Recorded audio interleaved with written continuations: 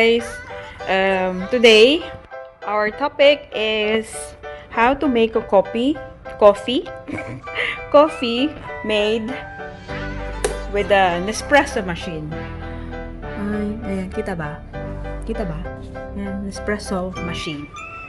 So, simple lang naman ang kailangan natin. We need water.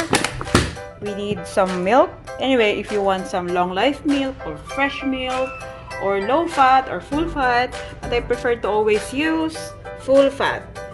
So actually this one, normally I don't want to have a black coffee made by this machine because it's too bitter for me. So I'm always making and using a milk to have like cappuccino taste or kind of like latte coffee. Okay, so for now, so just make sure that this is on.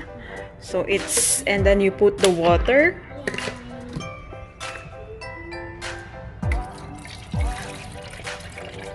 Damn. Okay, now it's done. And then this one, any milk you can use, anything you are prefer to use. Oops. So something like that. So at least like a 2/3, or it depends on your preference.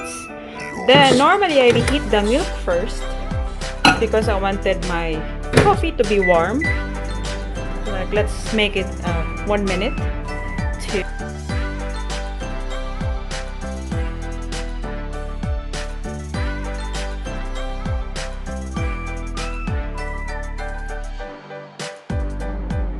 Because this is the easiest way to to reheat something all the time.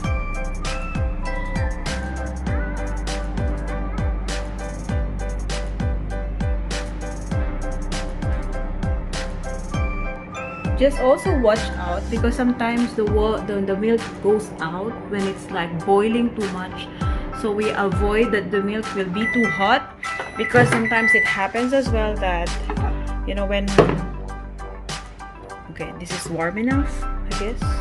And then we just put this one under. Yeah, like that. Can we use other coffee pods or capsule in espresso machines? The answer is absolutely. You can safely use Nespresso compatible capsule on your machine without any problems. There are several alternate compatible brands available in the market, and often they will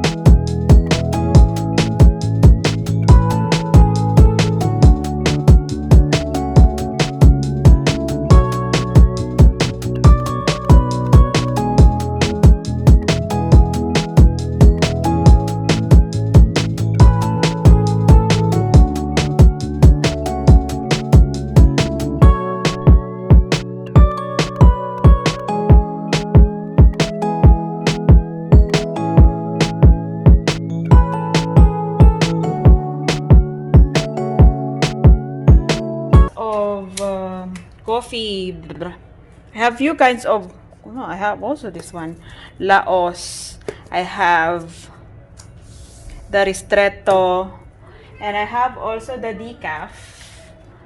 I have the decaf as well, if you can see.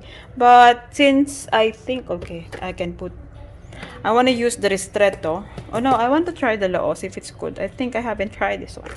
Let's try it. And then if you want longo and like short shot, but I normally put the short shot and ×2 because I want it to be stronger. So let's get it on.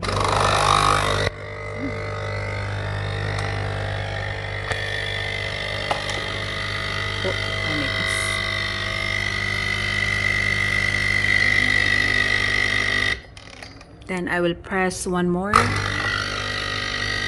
Just you have to make sure that there's enough water to make your coffee. Ta-da-dan!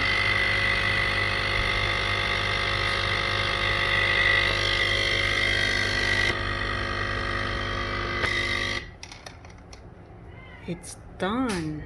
Oops. Okay. And then I'll just put some sugar. I'm not really like a very sweet person, although my name is Sweet.